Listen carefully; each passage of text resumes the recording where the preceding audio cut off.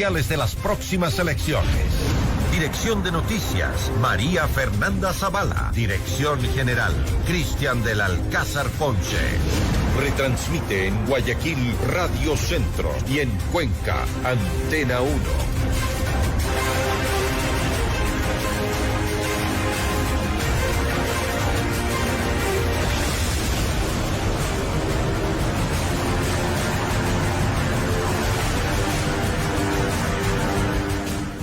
Buenos días con todos, estimados amigos. Vamos a seguir revisando quiénes son los candidatos a la presidencia de la República de las elecciones del 7 de febrero, porque, como le he dicho desde que empezamos esta serie, si esta vez nos equivocamos, nos desbarrancamos. Hoy estará aquí Andrés Arauz, el candidato del Correísmo.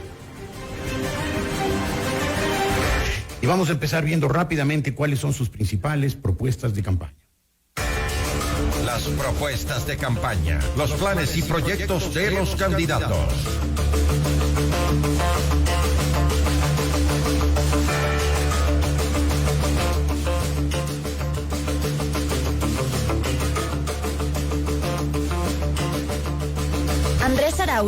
Andrés Arauz por la Alianza Unión por la Esperanza es el candidato correísta para las elecciones presidenciales de Ecuador, junto a Carlos Rabascal. Este binomio ha plasmado un objetivo general: recuperar la democracia, por lo que una de sus promesas es hacer una limpieza profunda del Estado. Asimismo, convocar a una asamblea constituyente que redacte una hoja de ruta para el cambio y que ratifique aquellos lineamientos impuestos en 2008 durante el mandato del expresidente Rafael Correa. Según Arauz, si llega a la presidencia, transparentará el uso de fondos públicos, permitiendo el control ciudadano. En temas de empleo y crecimiento económico, Arauz propone un cambio de fondo en las relaciones laborales para abarcar el reconocimiento y la reciprocidad en la distribución de los tiempos. También dice que estimulará la producción no petrolera con énfasis en sectores de valor agregado. Otra de sus propuestas es incentivar a las micro y pequeñas empresas mediante regímenes simplificados. Además, implementará una reforma tributaria progresiva para que paguen más los que más riqueza tienen. El plan de gobierno también trata sobre problemas medioambientales. Las propuestas de este sector se centran en la creación de empleos mediante la transformación de la matriz energética del país. Se promete realizar un plan de emergencia para potenciar la biodiversidad de varios sectores. El candidato correísta plantea implementar un plan de lucha contra la violencia y discriminación a mujeres. En este contexto dice que se creará observatorios, refugios, redes de prevención y capacitaciones. Asimismo, señala que incentivará una legislación sobre un sistema nacional de cuidados para las mujeres y grupos excluidos. En temas educativos, Arauz dice que garantizará la gratuidad de la educación pública de tercer nivel. Además, promete que hasta el 2025 se definirá una matrícula de educación superior universal de acuerdo a los parámetros establecidos por la UNESCO. Estefanía Vaca, Decisión Ecuador 2021. Muy bien, empezamos. Economista Arauz, ¿cómo está usted? Buenos días. Muy buenos días, Jorge. Un saludo a toda la audiencia de FM Mundo. Muchas gracias, economista. Oiga, yo quiero empezar felicitándola a usted porque en medio de estas campañas tan ásperas, tan agrias, tan avinagradas, usted nos dio un momento de solaz, de esparcimiento, con un buen chiste. Eso de sacar oro de los celulares, porque era un chiste, ¿verdad? Gracias, Jorge, por la inquietud. Yo creo que el reciclaje no es un chiste y los jóvenes que nos están escuchando conciben al reciclaje como una propuesta indispensable en el siglo XXI, en el marco del cambio climático, en el marco de las situaciones de la necesidad de impulsar una economía circular. Mire, Jorge, así como reciclamos el cartón, el papel, el vidrio para poder hacer más papel, más cartón, más vidrio, tenemos que también reciclar los dispositivos electrónicos para generar insumos productivos para otros procesos industriales que tiene la humanidad. Por supuesto que sí, por supuesto que sí. Pero según los informes de las Naciones Unidas, que ya se dedican a ese negocio en el Ecuador. Le recuerdo que es una entrevista, economista Arauz. Conversémoslo. El problema es que, todos estamos de acuerdo con el reciclaje, no solamente los jóvenes. El problema es que, según un informe de las Naciones Unidas, cada día se extraen en el mundo 7,4 toneladas de oro. Es decir, que para sacar esa equivalente y suplir las necesidades de los diferentes sectores, se necesitaría cada día procesar 300 millones de celulares. Entonces su propuesta, pues, terminó siendo muy graciosa, muy chistosa. Incluso a mí me causó una sonrisa, por eso le agradecía. Bueno, me alegro que le haya causado una sonrisa a usted, pero más importante va a ser el impacto ambiental con todas nuestras políticas que Estefanía bien recogió en el ámbito ecológico, ¿no? Nosotros somos gente que realmente piensa en la importancia de la biodiversidad, la preservación de los materiales, el evitar el uso y el mal uso de a veces hasta los plásticos, la contaminación de los océanos. Yo creo que aquí hay una alternativa válida que está ya generando trabajo en la economía nacional para muchos jóvenes que, recuerden, ya tuvimos una política como la del reciclaje de botellas, que muchos también pensaron que era un chiste. No, eso fue siempre en serio y no puede compararlo uno con lo otro. Es decir, el reciclaje de botellas se está haciendo, lo están haciendo muchos municipios, se está haciendo con mucho éxito. Pero no puede comparar. Gracias, Jorge. Es una política también de la Revolución Ciudadana. No. Esta es una política de la sociedad ecuatoriana. La Revolución Ciudadana se asignó un montón de éxitos de los demás y no reconoció sus propios errores. Pero esto del oro sí es, pues, un poco fantasioso, porque ya le digo, necesitaríamos reciclar 300 millones de celulares por día, economista Arauz. Jorge, no es solo el oro, en cada dispositivo electrónico tenemos muchos otros metales. Pero usted habló del oro. Tenemos, sí, también existe el oro, pero también tenemos otros metales. Tenemos incluso el litio en las baterías que puede ser reutilizado para otros fines. En fin, bueno, podríamos empezar a hablar sobre toda nuestra política ambiental que plantea el reciclaje, la reutilización de los materiales, la economía circular, que en el siglo XXI es una gran oportunidad para los ecuatorianos. Yo invito a los que nos están escuchando a que investiguen a profundidad sobre este tema e investiguen las empresas ecuatorianas que ya están realizando reciclaje y planes de manejo de componentes de los dispositivos electrónicos. Reconozco que se salió muy bien del tema, porque es obvio que, pues, el reciclaje es un hecho que se está dando en el país. Gracias, Jorge. Nosotros sí creemos en el reciclaje como un motor de la transformación de la sociedad en el siglo XXI. Claro. Son los valores que tenemos ahora los jóvenes. El problema es que usted se refirió al oro. Pero pronto será ya un sentido común, Jorge. Ya es un sentido común y desde hace mucho, y especialmente en los países capitalistas avanzados, que son los que han generado prosperidad.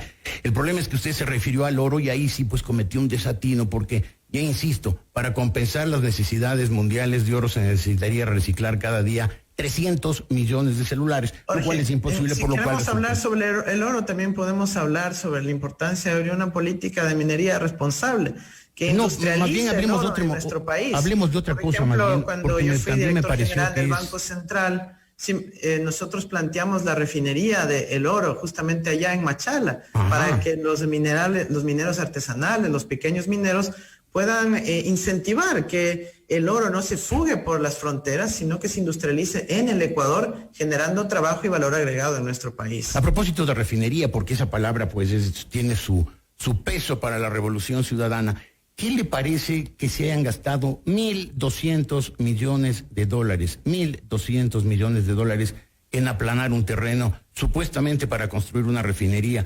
Pusieron una piedra inaugural y ahora hasta la piedra, ni siquiera la piedra está. Mira, la refinería del Pacífico a la cual usted se refiere. No, me refiero al terreno aplanado, porque refinería no hay. Sí, por supuesto, todavía no la hay. ¿Y cuándo la va a ver? Ya se gastaron 1.200 millones. La refinería de Manabí, recuerde que armaron hasta un sobrevuelo con helicópteros, convocaron a gente de España, de Rusia, de Japón, de otros lados, terminó no haciéndola. Pero eso es justamente la falla en los procesos de desarrollo, cuando no se avanzan con políticas de largo plazo que permitan resolver deficiencias estructurales de nuestras economías. Jorge, ¿usted sabe cuánto gasta cada año el Estado ecuatoriano en importar combustibles del exterior? Son cerca de 4.000 millones de dólares. Esos recursos más bien podríamos invertirlos, ¿no es cierto?, en el Ecuador si tuviéramos una refinería que procese ese petróleo que sí tenemos. Es una decisión. Una refinería, pero en un terreno plano. Nosotros impulsaremos decisiones de sentido común. Un terreno plano de 1.200 millones de dólares es el terreno plano más caro del mundo. donde lo menos que podemos imaginar. Primero aplana el terreno para poder construir el resto de la infraestructura. $1.200 millones, economista Arauz, $1.200 millones en aplanar un terreno, por Dios. Pero es que eso no es una casa en este caso, es un complejo petroquímico que tiene varias hectáreas de dimensión. Yo creo que el pueblo ecuatoriano está consciente de la importancia de construir un complejo petroquímico para no tener que importar combustible cuando tenemos petróleo, para no tener que importar fertilizantes, tener que importar pinturas, incluso poder fabricar nuestros propios textiles. Eso es lo que queremos hacer nosotros, construir una base industrial para el futuro, para ir solventando estos problemas, tanto de balanza de pagos como falta de tejido industrial en nuestro país. Claro, el problema es que ya se gastaron $1.200 millones y hay que eso que gastar usted dice más, no hay Jorge, porque nada, estos son proyectos de gran envergadura. Son proyectos de gran envergadura que han estado en la mente de los planificadores del desarrollo del Ecuador durante 30 años, pero que tristemente no se han logrado concretar. Y este gobierno, que hasta le cambió el nombre de Refinería del Pacífico a Refinería de Manabí, lo dejó abandonado por privilegiar los intereses de ciertos importadores de combustible. Así que hay que ver también la economía política de este tema.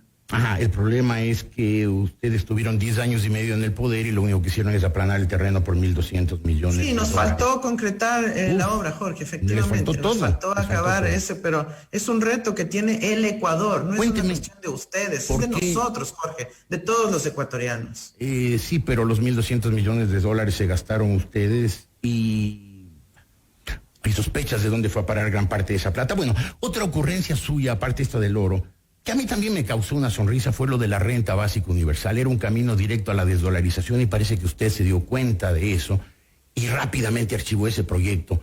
Pero sin embargo volvió con otro tema raro, de regalar $1.000 a 1 millón de personas en un país que no tiene para comprar vacunas contra el COVID-19. Usted habla de regalar $1.000 millones.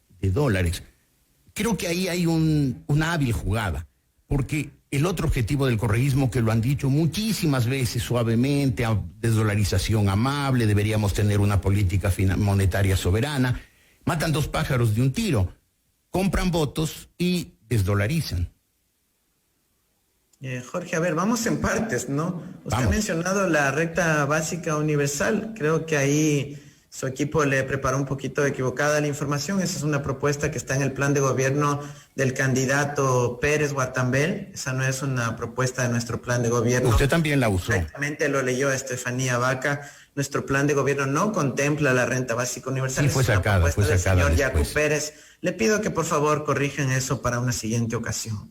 Ustedes corrigieron eso, me parece muy bien que hayan corregido. Porque la no era una buena propuesta de idea. renta básica consta en la página, en la sección de propuestas económicas del candidato Pérez Guatambel.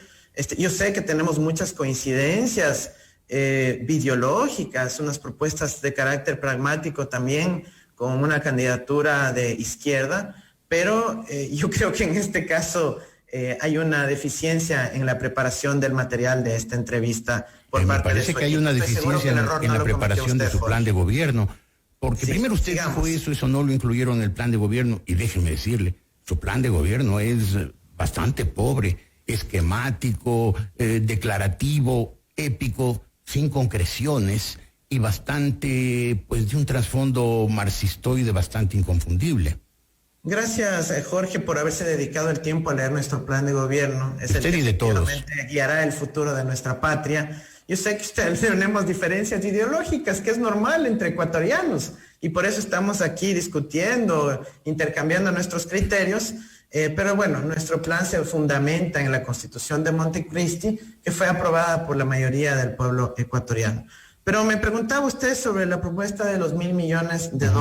Sí. $1.000 para 1 millón de familias en la primera semana de nuestro gobierno.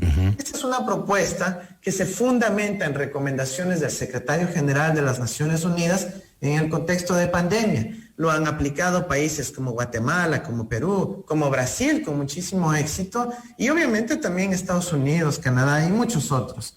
Es una propuesta que va a fomentar una rápida recuperación económica, primero pensando en la economía familiar, que se ve desesperada ante una situación de angustia derivada de la negligencia en el manejo de la pandemia, y segundo, pues a través de los encadenamientos y los multiplicadores, que usted conoce muy bien, las familias contribuirán a la reactivación económica nacional. El problema es de dónde van a sacar la plata. 1.000 millones de dólares no hay. Está suspendida, está rota la cadena de pagos. Tenemos un déficit fiscal muy grande, la caja fiscal está vacía, el Ecuador tiene, el correísmo lo dejó, una deuda externa enorme. ¿De dónde va a sacar 1.000 millones de dólares? Jorge, el Ecuador sí cuenta con recursos. Mire, el FMI le acaba de dar en diciembre 2.000 millones de dólares al Estado ecuatoriano como parte de su cronograma de desembolsos. No es un regalo, es un préstamo. ¿Sabe lo que hizo el gobierno? En vez de poder pagar a los municipios, a las universidades, a los trabajadores del Estado, prepagó deuda nuevamente por 1.200 millones de dólares. Claro, para poder seguir recibiendo créditos. Prepagó, no pagó, prepagó, es decir, se anticipó en el pago, porque la prioridad de este gobierno es atender los caprichos de unos pocos banqueros, nacionales e internacionales, y no de atender las necesidades del pueblo en medio de una emergencia sanitaria y económica. Gobierno de raíz correísta, porque recuerdo que Rafael Correa lo apadrinó, presentó esa candidatura, Lenín Moreno fue vicepresidente Correa. Así es que los daños, llamémoslo así, que puede haber dejado este gobierno, también son responsabilidad de ustedes. Sí, yo asumo parte de esa responsabilidad como representante del progresismo ecuatoriano, pero que los banqueros asuman la suya, porque nosotros lo pusimos, pero los banqueros lo compraron, Jorge. Y usted sabe que fue así. ¿Lo compraron a quién? A Lenín Moreno. En el momento de que se reúnen unos pocos días antes de posesionarse, cuando le fueron a visitar en Suiza, cuando se reunieron en Carondelet y cuando pensaron que no le estaban grabando y dijo, odio a los que votaron por mí, y agradeció el apoyo a la banca. Desde ahí se selló un pacto que terminó afectando a la mayoría del pueblo ecuatoriano y alteró las prioridades políticas de un gobierno que debía continuar una línea progresista, que yo sé que va en contra de sus intereses y su práctica y ideología política, pero mis intereses, perdón, ¿qué quiso decir con mis intereses? No, yo me refiero a sus intereses políticos, ideológicos y orientación política. No, intereses no tengo ideas, tengo formas de ver el mundo, tengo anhelos, tengo ideales, pero no tengo intereses. Le pido que sea cuidadoso, porque ya sufrí durante el correísmo ofensas, calumnias y descalificaciones durante decenas de sábados en que el presidente Correa, sin ninguna base y sin formalizar ninguna acusación, me llenó de calificativos. Le ruego que cuando sea más prudente en el uso de ciertas expresiones, porque decir intereses podría parecer otra cosa. No, yo sé, no me estoy refiriendo a intereses bancarios, me estoy refiriendo a sus intereses intelectuales. Lo he aclarado ya en caso de que le quede ninguna duda. Perfecto, gracias por esa aclaración. La valoro mucho. En todo caso, la pregunta sigue vigente. ¿De dónde va a sacar 1.000 millones de dólares? Porque esa plata no hay. Insisto, recursos sí hay en el Ecuador. El Banco Central del Ecuador mantiene depósitos en el exterior, activos externos, por 8.080 millones de dólares, según la última información publicada por el propio Banco Central. Y ese dinero está depositado en el Banco de Basilea, en Suiza. Ahorita esos recursos no están contribuyendo al desarrollo de nuestro país. Nosotros proponemos que 1.000 de esos 8.000 sean invertidos de forma inmediata en la primera semana de nuestro gobierno para reactivar la economía nacional, comenzando por los más pobres. Poco se cuestionó cuando hubo un salvataje bancario en donde se destinaron más de 8.000 millones de dólares para atender a unos pocos bancos. Poco se cuestionó cuando este gobierno perdonó miles de millones de dólares con una remisión tributaria a las empresas y familias más ricas de este país, pero ahora se cuestiona mucho la iniciativa de realizar un salvataje a la familia ecuatoriana. Es que no hay la plata, porque esos 8.000 millones que usted menciona son parte de la Reserva Internacional Ecuatoriana y es parte de los depósitos por encaje bancario que los bancos tienen en el Banco Central. Por eso, por lo tanto, ese dinero no es del gobierno y no puede ser usado, dispuesto por el presidente de la República. Ese es dinero de los ciudadanos, de los depositantes. Y el resto es de los depósitos del sector público en el Banco Central. Y del gobierno serán, según me han dicho los economistas que saben, 300, tal vez 400 millones de dólares, no se acerca siquiera a 1.000 millones. El resto son de otras instituciones públicas, como por ejemplo universidades, como por ejemplo municipios, el municipio de Quito, el municipio de Guayaquil. Es decir, no es dinero de libre disposición del gobierno, esos 1.000 millones no hay. Además, le recuerdo una cosa, economista Arauz. En el año 2006, cuando el economista Rafael Correa era candidato a la presidencia de la República, él cuestionó muchísimo lo que decía que era el regalo, que regalaba dinero Álvaro Noboa para comprar votos.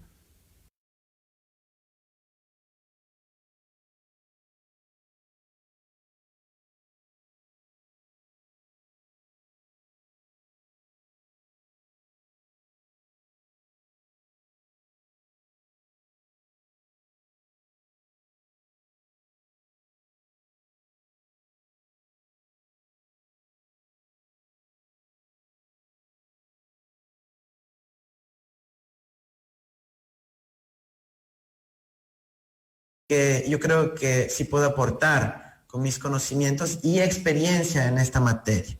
Usted está diferenciando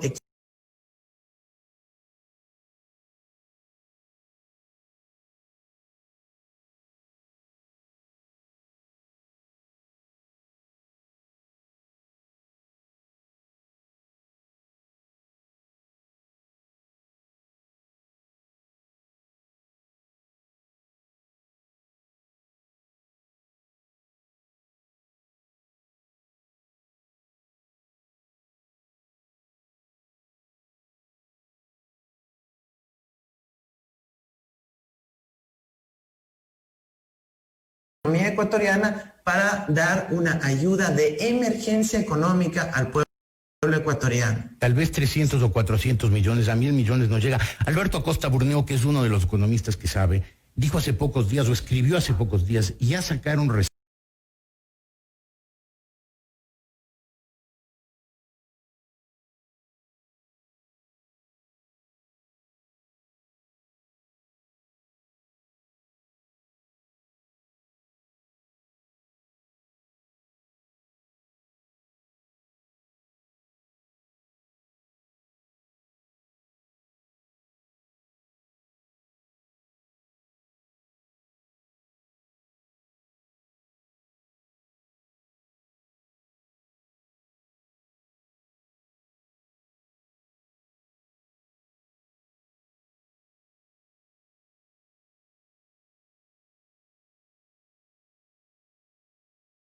prioridad y además generará una recuperación económica en el corto plazo. Usted también menciona, y lo cito, poner una línea de crédito de 3.000 millones del Banco Central a través de las cooperativas de ahorro y crédito.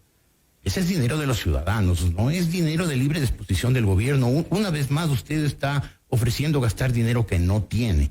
Y reconozco, usted hace muy buenas piruetas retóricas. 15 años de experiencia, de formación, justamente en estos temas.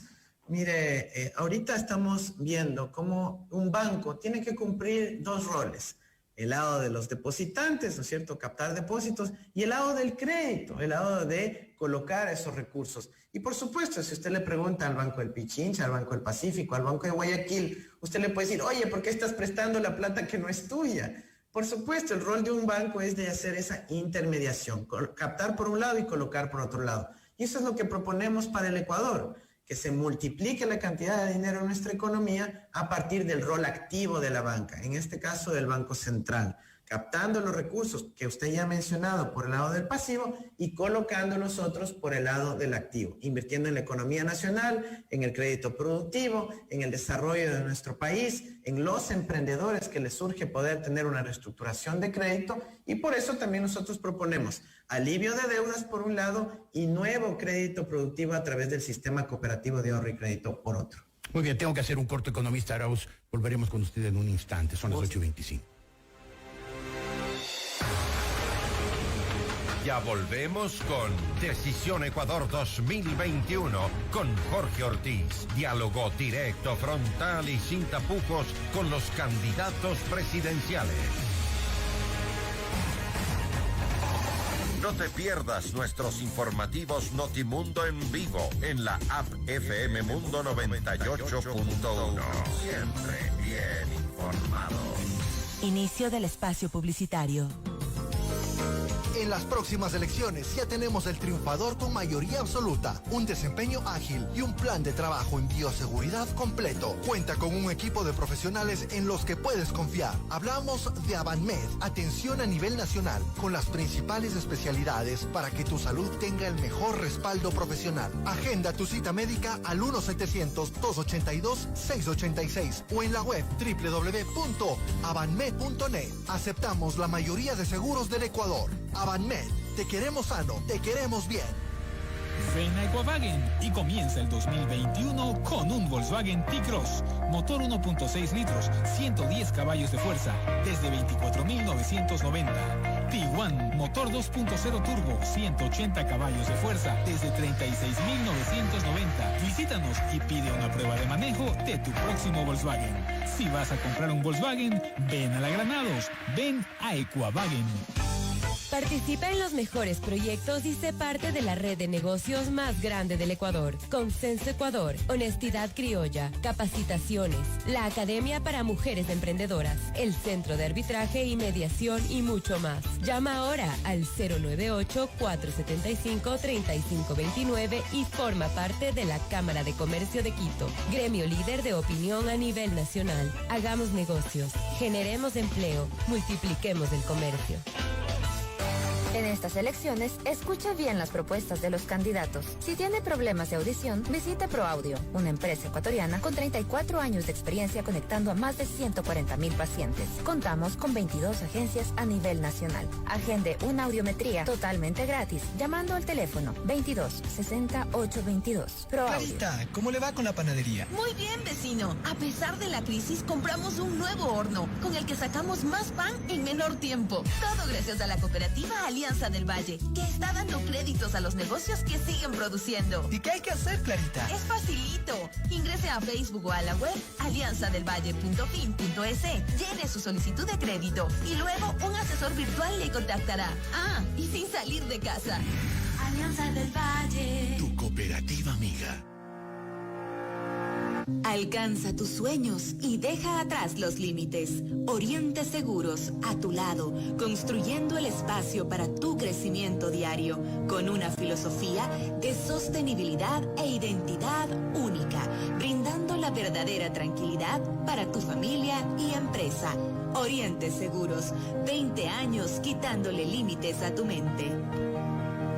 En Hospital Metropolitano tomamos decisiones oportunas para brindarte una atención segura y de calidad. Es por esto que contamos con 2 unidades de emergencias realmente separadas y ubicadas en 2 edificios diferentes, con más de 200 metros de distancia. Una para pacientes de cuidado general y otra para pacientes con afecciones respiratorias. Si requieres atención de urgencias, elige el Hospital Metropolitano. Hospital Metropolitano, 35 años. Nos inspira a cuidarte. Vallejo Araujo, concesionario Chevrolet número 1 del país, con presencia en Quito, Guayaquil, Manta y Puerto Viejo. Les invitamos a nuestros locales y conocer nuestra extensa gama de vehículos, livianos y pesados, completamente renovados. Adquiere tu Chevrolet con los mejores beneficios. Entrada desde $500, cuotas desde $399, matrícula gratis y todos nuestros vehículos son accesorizados. Síguenos en nuestras redes sociales, Facebook e Instagram para conocer más de nuestras promociones. Ingresa a nuestra página www.vallejoaraujochevrolet.com. Recuerda, cuando te hablan de Chevrolet y el concesionario número 1 del país, sabes que es Vallejo Araujo. Aplica restricciones. Disfruta de la mejor programación todos los días, todo el día. Descarga la app FM Mundo 98.1 en App Store y Google Play. Es gratis. Fin del espacio publicitario. Continuamos con Decisión Ecuador 2021 con Jorge Ortiz. Diálogo directo, frontal y sin tapujos con los candidatos presidenciales. Retransmite en Guayaquil Radio Centro 101.3 FM, la estación de Guayaquil. Y en Cuenca, Antena 1 90.5.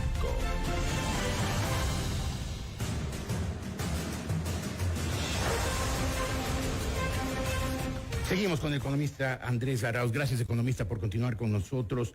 Quisiera pedirle, por la premura del tiempo, que me dé respuestas cortas. Crisis sanitaria, la crisis más grave que tiene en este momento el país. El programa de gobierno suyo, página 25, habla 11 palabras sobre la crisis sanitaria, garantizar el acceso de la vacuna del COVID-19 de manera gratuita. No tiene nada más que 11 palabras que anunciar sobre esta crisis.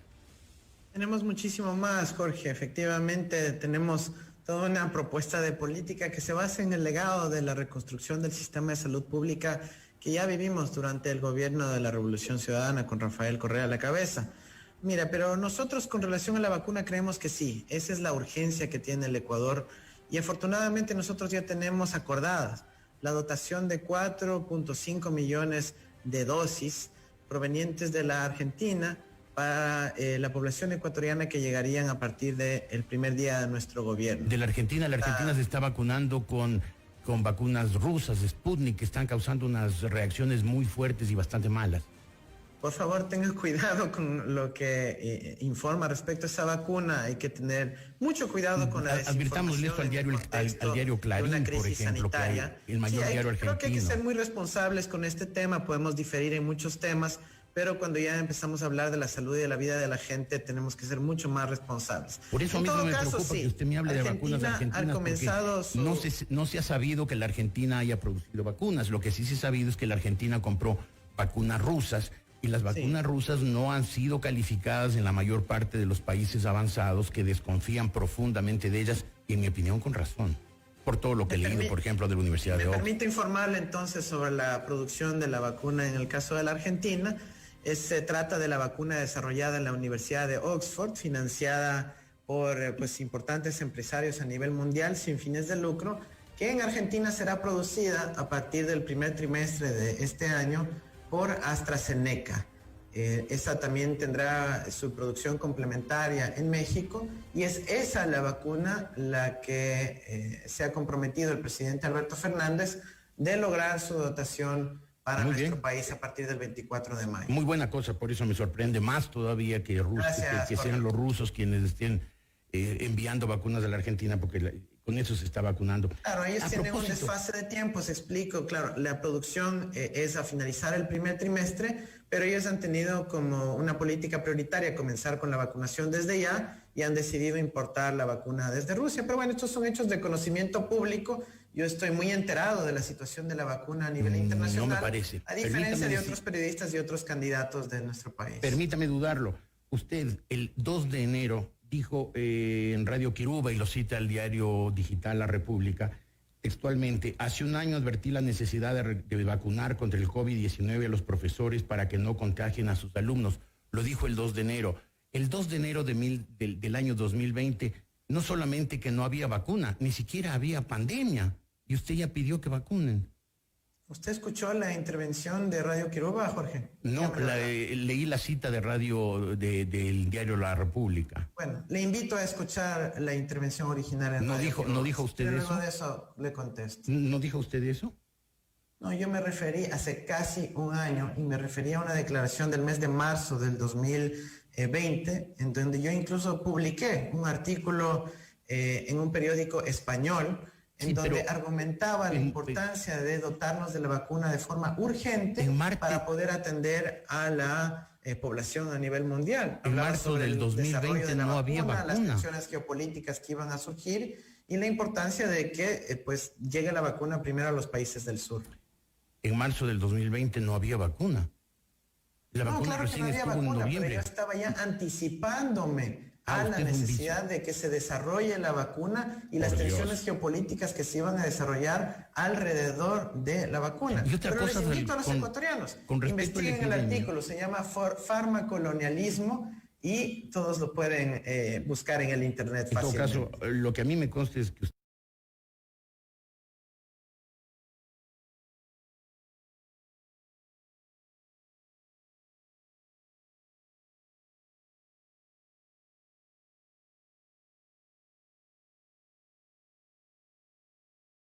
en enero del año pasado, a usted dice que ha sido en marzo, pedía que vacunen cuando ni había ni vacuna ni epidemia. Pero bueno, usted dijo también que para usted me acaba de decir que no escuchó interno, la intervención y ahora dice que sí le consta. Me consta lo que dice el diario digital La República. En Radio Quiroga está públicamente disponible en el internet. Ecuatorianos, escuchen en el internet mi intervención. Pero usted me acaba de decir que en marzo ha dicho que vacunen cuando no había vacuna.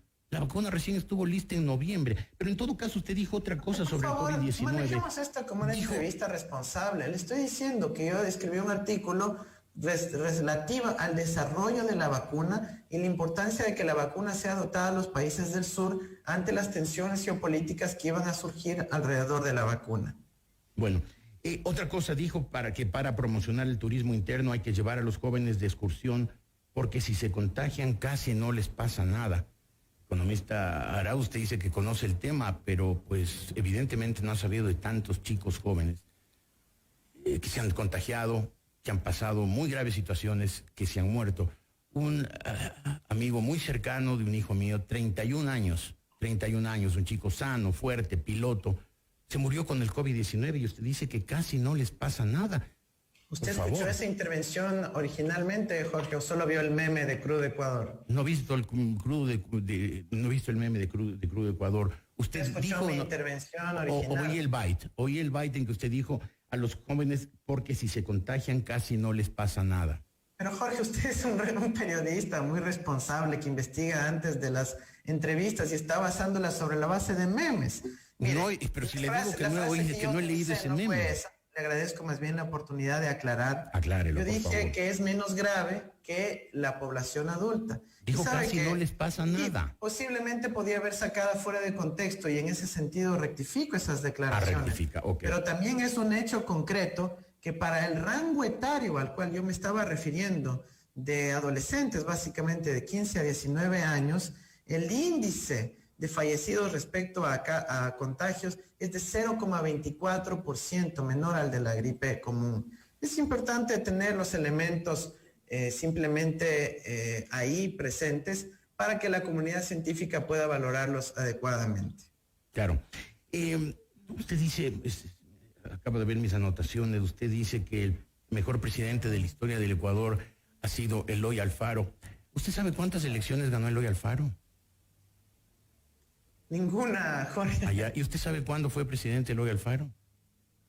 Sí. Recuérdemelo, por favor, recuérdeselo a la audiencia. Mira, Eloy Alfaro fue presidente, líder del Ecuador a inicios del siglo XX. No, a finales del siglo anterior. ¿Perdón? No fue a principios del siglo XX, fue a finales del siglo XIX. Correcto. Ya. Bueno. Y fue el protagonista de la revolución liberal, que logró grandes transformaciones en nuestra patria. Pero parece que si no sabe ni siquiera cuándo fue presidente, un poco es difícil que sepa, bueno, qué es lo que hizo. A propósito de estas cosas de historia, usted habla de otra constituyente. Sabemos cuál es el propósito de fondo de la constituyente, librar al señor Correa y a sus amigos de culpa y cargo, metiéndole otra vez la mano a la justicia. ¿Sabe cuántas constituyentes ha habido en el Ecuador? Probablemente demasiadas, Jorge. ¿Cuántas? Pues estamos hablando de ya más de 20. No, menos de 20. Ha sido exactamente 19 y no ha servido para nada. No, el Ecuador no ha cambiado, los países no cambian por una constituyente y hemos tenido algunas de las constituciones, por ejemplo, la Carta de la Esclavitud. Le voy a contar un poco de historia, por eso que parece que usted tiene ahí una debilidad. En 1843 el general Juan José Flores expidió la Carta de la Esclavitud. En 1869 el presidente García Moreno expidió la Carta Negra y en 2008 el presidente Rafael Correa expidió la Carta de Montecristi. 3 constituciones hechas para un caudillo. Es decir, si usted revisa o aprende la historia constitucional del Ecuador, verá que las constituciones no remedian nada. Y por eso me sorprende que usted plantee, sin siquiera saber cuántas constituciones ha habido, ni cuándo fue presidente Eloy Alfaro, plantee estas soluciones para el país que usted quiere presidir. Mira, Jorge, si queremos hablar de Eloy Alfaro, podemos retomar y también hablar sobre su política económica. Claro que Eloy Alfaro empezó su periodo de gobierno a fines del siglo XIX, pero culminó. ¿Recuerda cuándo? A inicios del siglo XX. Pero miren, parece que está un poco perdido en las fechas, parece que usted no sabe mucho la historia, lo cual, bueno, en el Ecuador hemos padecido alguna de esas cosas, presidentes que no conocen mucho la historia y por eso dicen lo que dicen. Está bien, Jorge. Si quiere podemos hablar de la historia, podemos discutir sobre la historia, pero ahorita quizás la prioridad para la mayoría de ecuatorianos que nos escuchan es las urgencias que estamos viviendo en el contexto de la pandemia. Pero no entiendo cómo alguien que no conoce la historia quiere ser presidente del Ecuador. Es decir, me parece básico para entender la raíz de los problemas, saber de dónde vienen y por lo tanto cuáles son nuestras raíces. Y veo que usted está bastante perdido en los temas de la historia del Ecuador y dice que el mejor presidente del Ecuador ha sido Eloy Alfaro y ni siquiera sabe cuándo fue presidente. Mira, Jorge, yo creo que la mayoría de ecuatorianos tenemos clara la historia de nuestro país, en donde unos pocos privilegiados, unas pocas élites han terminado concentrando el poder en desmedro de las grandes mayorías. Y podemos también hablar sobre la historia económica del Ecuador, incluyendo, sí, las políticas de Eloy Alfaro, las políticas de la Revolución Juliana, que es quizás lo más parecido de lo que queremos implementar en este contexto de pospandemia y en un contexto posterior a una enorme traición al pueblo ecuatoriano que hemos vivido en ahora, el siglo XXI. Usted sabe que yo dejé de ser periodista hace 10 años, ¿verdad? Supongo que lo sabe. ¿Sabe por qué? Se lo cuento rápidamente. Por la persecución del gobierno de Rafael Correa. Por la persecución del gobierno de Rafael Correa. El gobierno fue, y tengo que reconocerlo paladinamente, sin reservas, el gobierno de Rafael Correa fue un maestro en la publicidad, en la propaganda, engañó a muchos millones de personas, pero persiguió mucho, reprimió mucho. El Ecuador no se enteró del otro lado de la verdad, solo se enteró la verdad que difundió el gobierno, que persiguió a quienes pretendíamos, como periodistas, informar el otro lado, y lo hemos hecho siempre, el otro lado de lo que dice el poder. Usted, si fuera presidente, ¿volvería a aplicar esa política de opresión y represión? Mira, yo creo que la libertad de expresión es un derecho humano, pero así como todo derecho está acotada por otros derechos humanos, el derecho al buen nombre, el derecho a la honra, el derecho a que no se promueva el odio, ni la xenofobia, ni el machismo, ni la violencia. Y en ese marco yo creo que tenemos que movernos, sin la necesidad de una instancia administrativa, pero sí en el marco de los derechos humanos, donde la justicia puede establecer los límites de lo que podamos informar o desinformar en los medios de comunicación. Los medios de comunicación fueron, hubo excepciones por supuesto, pero fueron muy responsables en el manejo de la información, y usted lo que dice, eso de promover el odio, más bien era algo característico de los sábados. ¿Usted ha leído en 1984 el libro de George Orwell? Sí, por supuesto. Ya, ¿recuerda los 2 minutos de odio que promovía el Gran Hermano todos los días? Muy parecidos a las 2 horas de odio que promovía el presidente Rafael Correa todos los sábados, en que acusaba, calumniaba, difamaba y dictaba órdenes a los jueces, dictaba sentencias a los jueces. Mire, Jorge, yo sé que tal vez usted quiere llevar esta discusión a experiencias personales. No, estoy hablando del país, estoy hablando del Ecuador. Jorge. Ahorita estamos en un momento donde el pueblo ecuatoriano necesita unidad, esperanza, oportunidades para recuperar su futuro. Por eso me preocupa el correísmo, porque fue el sector político que más dividió. El Ecuador nunca quedó tan dividido, tan fracturado como después del correísmo o como durante el correísmo, porque desde que llegó a la presidencia el presidente Rafael Correa se dedicó a dividir el país entre buenos y malos, entre patriotas y antipatriotas, e hizo cosas como esta, como perseguir a la gente, como perseguir a los críticos, y el Ecuador vivió los años peores en cuanto a las libertades. Bueno, me alegro que ahora podamos tener esta conversación, Jorge, sin tapujos, y que podamos plantear al país propuestas para reconstruir sobre la base de la unidad, alejado de los odios. Creo que el país tiene que avanzar en esa materia, sí, reconociendo los errores, pero también de lado y lado. Y muy importante ahora buscar esta unión por la esperanza que hemos planteado a nuestro país y que debe resolverse de forma democrática el 7 de febrero. Ahora el pueblo ecuatoriano tendrá la oportunidad de salir de un gobierno que ha privilegiado la muerte por sobre la vida, que ha privilegiado los intereses de unos pocos banqueros por sobre los intereses de las grandes mayorías, y que ahora se nos da la gran oportunidad de recuperar nuestro destino, que es el futuro, el trabajo y la dignidad. ¿Por qué no ha pagado impuestos usted desde el año 2017, economista Arauz? Jorge, yo en 2017 migré a México por una beca que recibí por parte del gobierno mexicano. Por ende, mi estatus de residencia fiscal se modificó y obviamente no pagué impuestos en el Ecuador porque era una persona residente fiscal en México. ¿Qué haría usted si fuera presidente para recuperar lo robado en los últimos años, economista Arauz? Lo primero, enjuiciar a Odebrecht, una empresa corruptora, confesa, que ha manifestado que sobornó a funcionarios ecuatorianos. Muchos de ellos del gobierno de Rafael Nadie la ha Correa. enjuiciado en el Ecuador. Y muchos de ellos del gobierno de Rafael Correa. No ha podido recuperarse nada por parte de la empresa Odebrecht.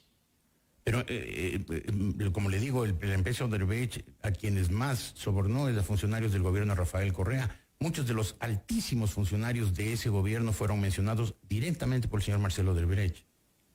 Bueno, pero imagínese que una empresa corruptora se confesa de sus supuestos sobornos, pero nadie le enjuicia a esa empresa en el Ecuador, cuando ha sido enjuiciada en muchos otros países de la región. Por eso nosotros, para recuperar el dinero que ha robado confesamente la empresa Odebrecht, tendremos que enjuiciar a Odebrecht, para comenzar, por supuesto.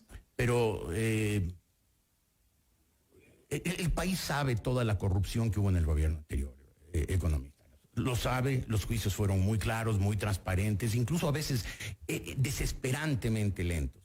Y el país vio que al final, pues, varios ¿Qué significa desesperantemente transparentes y muy claros? Muy transparentes y muy claros. El país los vio... Desesperadamente transparentes. Bueno, desesperadamente transparentes. El asunto es que al final de esos juicios desesperadamente transparentes, Rafael Correa y muchos de sus amigos fueron condenados a penas de prisión y hoy son prófugos de la justicia.